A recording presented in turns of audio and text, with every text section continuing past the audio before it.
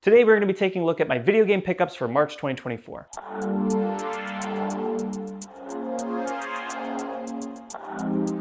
All right, so we're going to be taking a look at the game pickups for March, and I've got some 3DS, I've got some DS, some Switch in there, so a lot of good variety. And today we're going to be starting things off with this Fire Emblem Shadows of Valentia Echoes on the 3DS.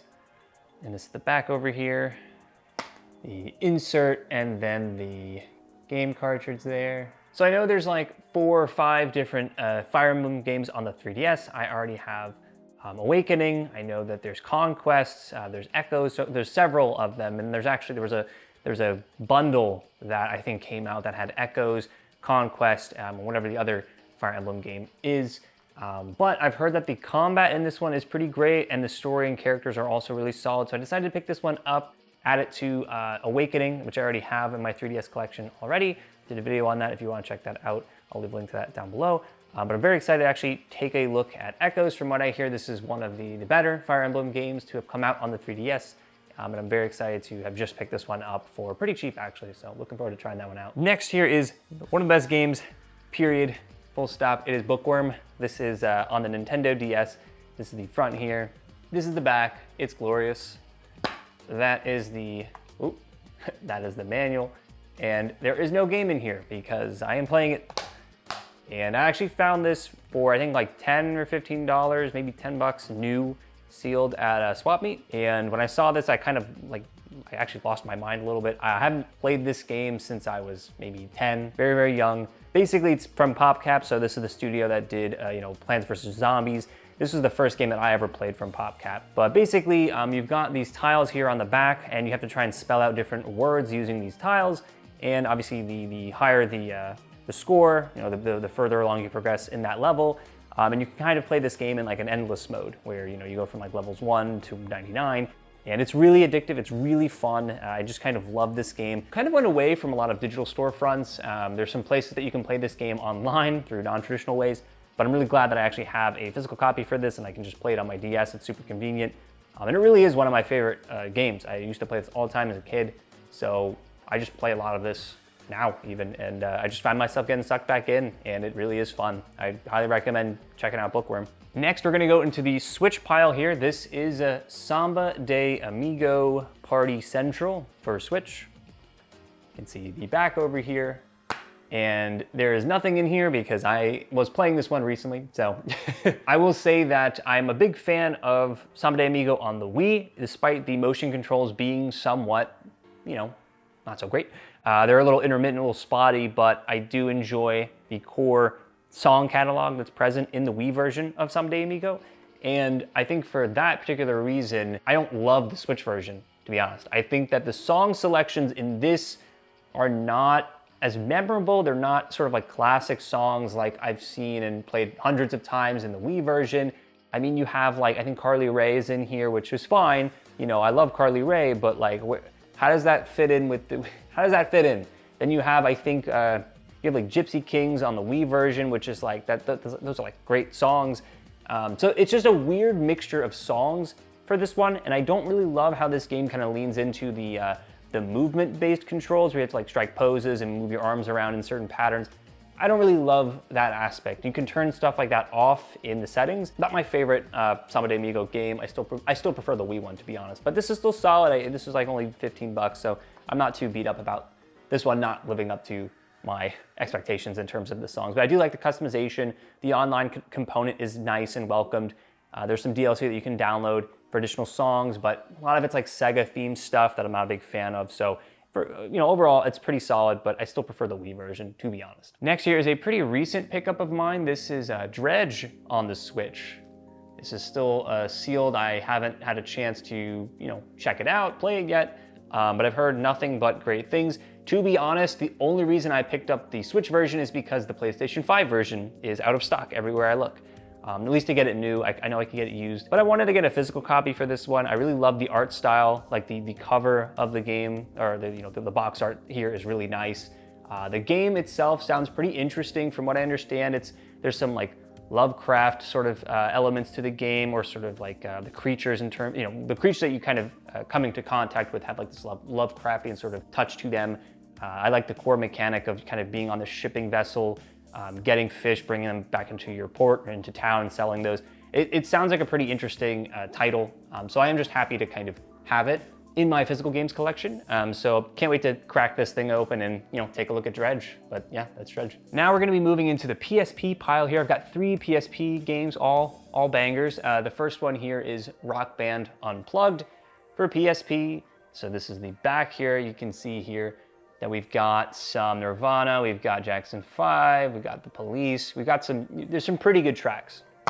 And very barren case here. As you can see, I was also playing this recently, but yeah, I love Rock Band Unplugged. And it'd been a while since I'd actually played it, but I did remember really enjoying the track lists. I remember just kind of sinking a lot of time into this version of Rock Band. I mean, I played a lot of the OG original Rock Band with my friends, sort of rotating between drums and guitar and vocals and things like that. But I really enjoyed Rock Band Unplugged because of the track list and because it was something that I could just plug some headphones into my PSP and go on long car rides and just kind of play the game and listen to music and do sort of things like that. So I'm happy to finally have this again. Like I said, I've been playing it pretty recently, so it's just as great as I remembered it being. And honestly, I'll probably go play some more later this week. But yeah, very excited to have Rock Band Unplugged back in my collection again. So next here is actually a new title. It's a new pickup, obviously, but this is a game that I always wanted to try out. It's got a really interesting story at its core. This is Valkyrie Profile Lenneth. Like I said, the recent pickup, I got this at a swap meet event, so very excited to have this in my collection. It's got a really nice manual, very clean looking manual, and then the disc here as well. Now I know you can get this digitally right now. When Valkyrie Elysium came out, I believe earlier last year, now you can get Valkyrie Profile Lenneth as a digital game on PlayStation Network. So you can play this on your PS5, but I wanted to get this and actually play it on the original hardware. And personally, I kind of like these turn-based RPGs in a handheld format. I just kind of have a preference because, back in the days of Pokemon, that was just like one of the earlier examples of me kind of like playing games like that. I just kind of have an affinity or have an overall preference to play these types of turn-based RPGs in a handheld format. I just kind of find myself getting synced, I sync into those games a little bit more when they're in that format for me. But I've heard nothing but great things about this game. I think the story is that like the protagonist or the lead, she comes back to her hometown and she finds out that her parents sold her to slavers. Something super dark and crazy like that. But I think that's like a big hook, like just kind of that central, when you explain that sort of concept to somebody or like where the story kind of immediately goes, you're like, oh, well, what the heck? So I'm really excited to check out Valkyrie Profile Lenneth. Very excited to finally give it a shot and see what all of the praise about this game kind of ends up being. Then the final new PSP pickup that I used to play all the time. Like when I say all the time, I used to play this game all the time. This is Thrillville on the PSP.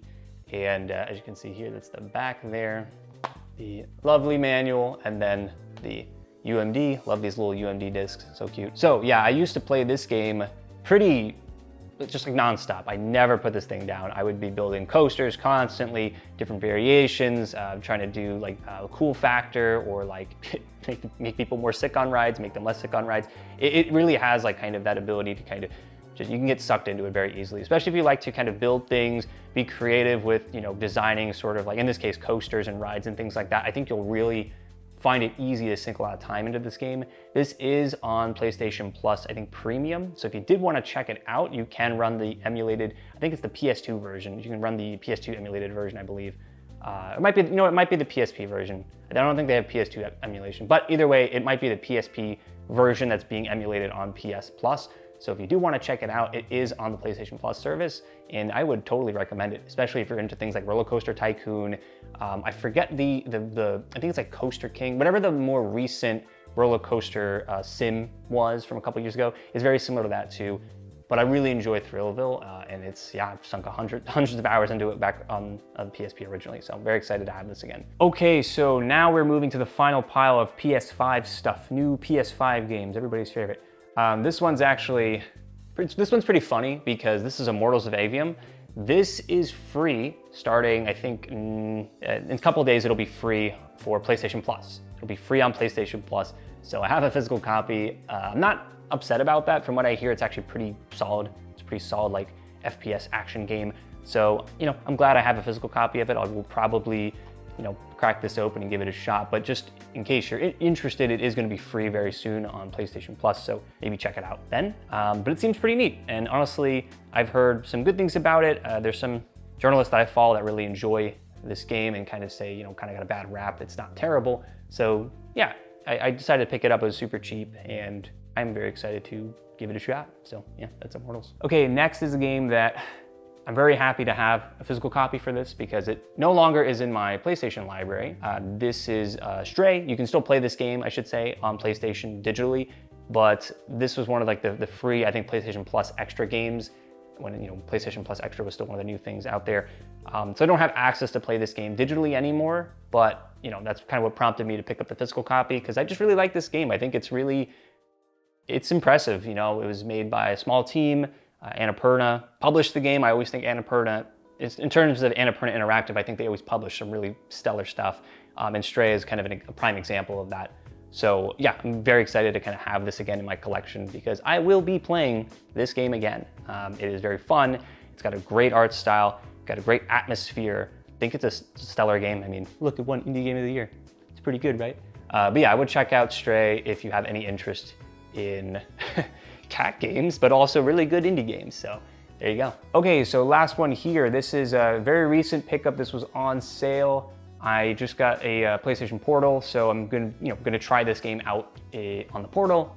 I think it's kind of the perfect game for that. It's Coffee Talk on PlayStation 5 as well. This is from the same studio that gave us Valhalla, which was like a bartending sim game where you would sort of tend bar, mix drinks for customers, kind of have conversations with them and flesh out their storylines. So it's very similar. You're basically like mixing or creating coffee drinks, lattes, whatever. So you're just making a bunch of different coffees and teas and stuff like that, and just kind of talking to patrons as they come in and out of your cafe, and kind of just making, you know, connections with those interesting characters that you kind of meet throughout the game's main story. And yeah, so it is more like a visual novel in a sense. If you've played Valhalla, you kind of know what I'm talking about. But it is more visual novel, a lot of text, a lot of just like dialogue between characters, right? And I think, you know, this for me, it was on sale, very cheap. I've always wanted to give it a shot, and like I said, I just recently got a PlayStation Portal, and I think playing something like this on that Portal, which is a handheld device, cloud streaming, would be very good, sort of a complementary sort of piece to kind of play with the Portal itself. But I really liked Valhalla. I played it back on PC years ago, and so I think that, you know, this studio really, they know what they're doing in terms of the writing, character growth, and things like that. So I'm excited to kind of try this one out. I know there's a sequel as well that I've heard nothing but awesome things about. So maybe, you know, depending on how this one fares, I might just try the sequel too at some point. But yeah, very excited to have Coffee Talk here in the recent pickup that I've been doing, all these new games. Yeah, very excited to have it in the collection now. Well, that is going to do it for today's video, where we took a look at my March 2024 video game pickups. If you want to see more stuff like this, then stay tuned because more content will be coming soon, and I'll see you all on the next video.